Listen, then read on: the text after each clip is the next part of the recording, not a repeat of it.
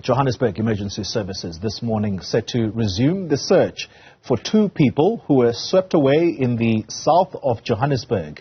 The 18-year-old woman and 21-year-old man were taking part in a cleansing ritual.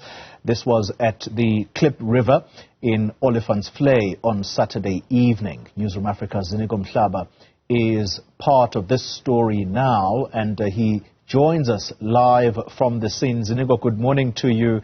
A live picture we are watching here that you are beaming to us. Tell us what is happening there right now. A very good morning to you, Kole. Well, as you see on our visuals, that the search and rescue and search and discovery team from the emergency medical services and other law enforcement agencies that are responsible for responding to emergencies such as this one are now getting into the river to resume, as you said in your intro, the search of the two young people who drowned on Saturday as they were embarking on a cleansing ceremony here in the Klip River. So just to give you a background of this particular river and how far it stretches, it starts in the Johannesburg CBD, just around the CBD, and it flows right through Soweto towards the South of Johannesburg region of the Gauteng province, where we are now. We're just between Lehigh and El Dorado Park in the south of Johannesburg. So in terms of its distance and length, it stretches all the way and it empties at the Vaal River, which then runs through different provinces until it gets to the Orange River, which is the biggest river in South Africa. So in terms of it being strategic, being important, and it can tell you it's very, very deep, and we understand that. Speaking to some EMS officials off camera when we got here, they said they do not understand how on earth would anyone even think or even consider, embarking on such a cleansing ceremony in such deep waters. Because if you look at the actual flow of water, you can see that it is not fast, it is not turbulent. That talks to the issues, and the pace of the river then reflects the deepness of a river. So if the river is not flowing in high speed and if it's not turbulent, that tells you that actually it is very, very dangerous to try to cross over it, or just to even, step on the actual water themselves. So as you can see, the search and rescue team are making their way downstream as they continue searching for those bodies. We understand from the spokesperson of the emergency medical services whom we spoke to this morning, saying that it's unlikely that this is a search and rescue mission anymore. It's likely going to be, or it is likely a search and discovery, because they do not believe that the two individuals who drowned on Saturday are still alive. So that's the latest from us. But also, only in terms of the conversation that emergency services has been trying to put out there to various stakeholders when it comes to church communities and religious practitioners, in terms of making sure that they do extend their hand to the search and rescue or to emergency services when they are about to embark on such missions, so that they're able to deploy whoever they can, who can be actually come and assist. So let's try to get closer to the river.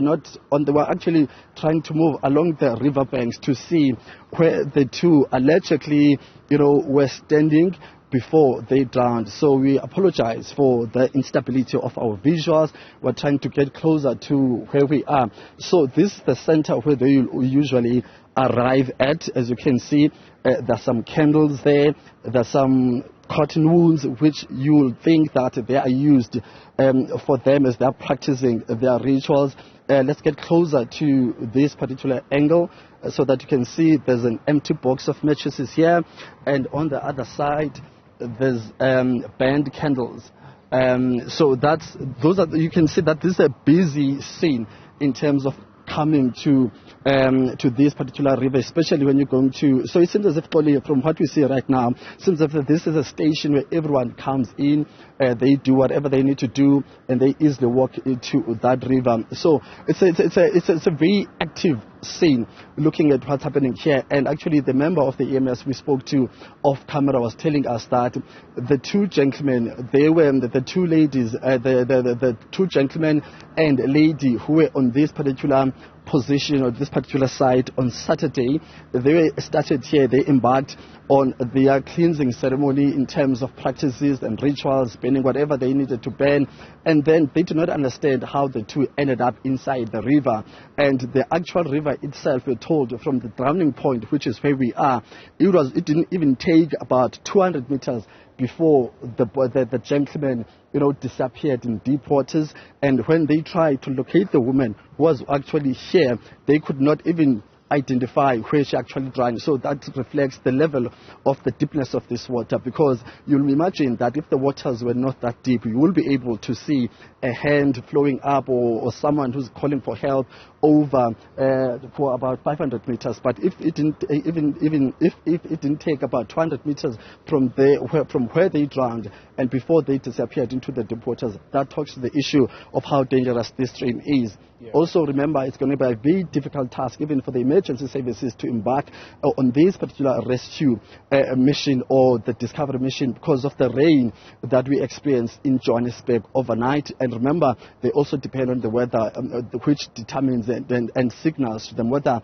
they're able to conduct their search and rescue in a safe manner. So that's the latest story from us here alongside the Klip River in Johannesburg, south of Johannesburg. As I said to you earlier on, this river stretches all the way to Vereeniging, where it empties into the Vaal River. So we don't know how much time it will take the emergency services to at least try to discover and how long they will go down this flow of river as they embark on trying to discover the two bodies, which EMS believe that they do not think that the two individuals are still alive. So the mission now is search and discovery. Yeah.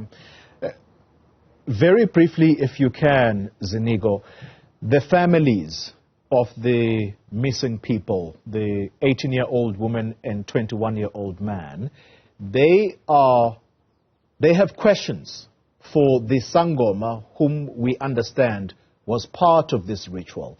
Has that person been located, and what answers has he given thus far to the authorities that are searching for these two bodies?